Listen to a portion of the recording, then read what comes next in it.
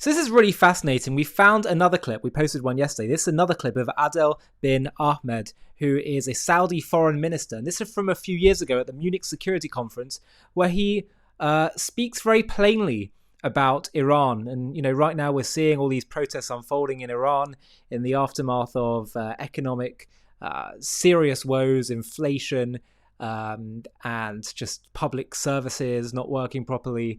They're facing, obviously, all these sanctions. Their nuclear project was deeply damaged. They're trying to rebuild it, but deeply damaged from Israel and America's war.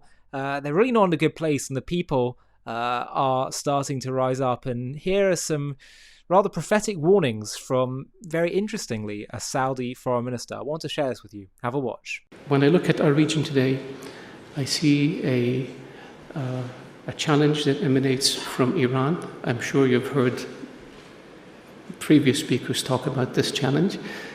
Iran remains the single most, the biggest state sponsor of terrorism in the world. Iran has as part of its constitution the principle of exporting the revolution.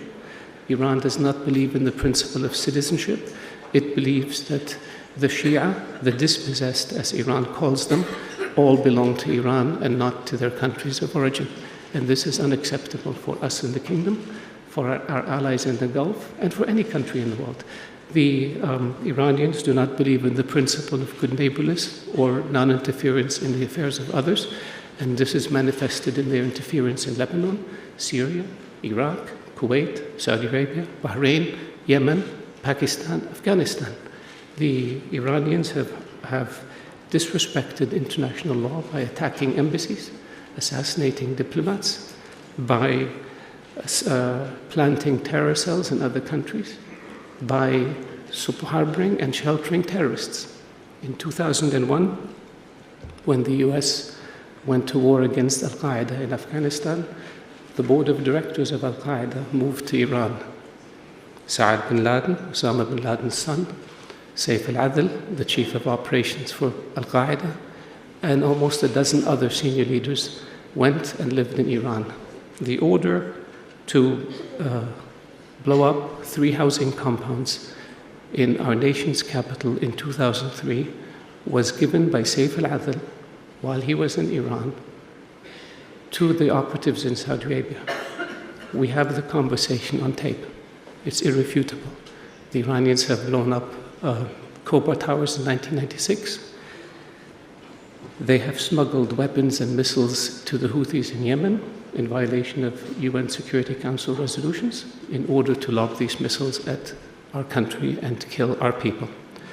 And so we look at the region, we see terrorism, and we see a state sponsor of terrorism that is determined to upend the order in the Middle East. The Iranians are the only country in the region that has not been attacked by either Daesh or Al-Qaeda. And this begs the question, why? If Daesh and Al-Qaeda are extremist Sunni organizations, you would think that they would be attacking Iran as Shia state. But they have not. Could it be that there's a deal between them that prevents them or causes them not to attack the Iranians? And this is a question that we keep asking ourselves.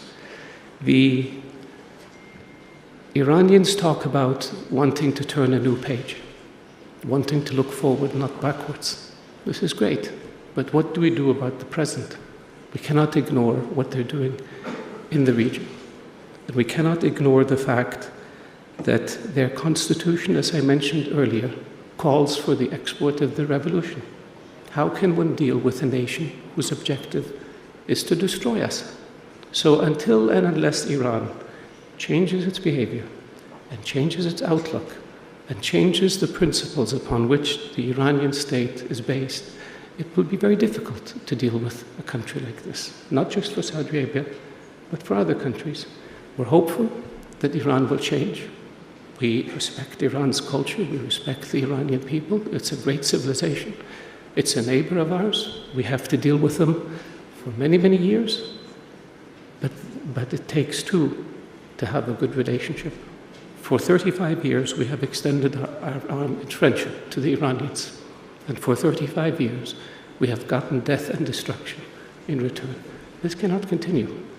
And so now we believe, with the world increasingly realizing the nature of the Iranian regime, that enough pressure can be brought to bear in order to bring about a change in Iran's behavior. So thank you.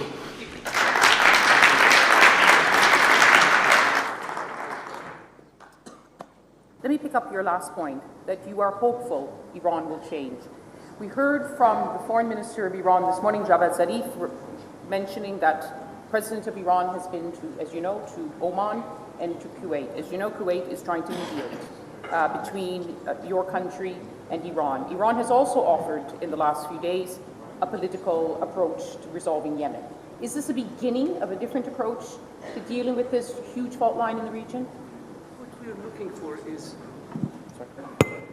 we're looking for is actions, not words.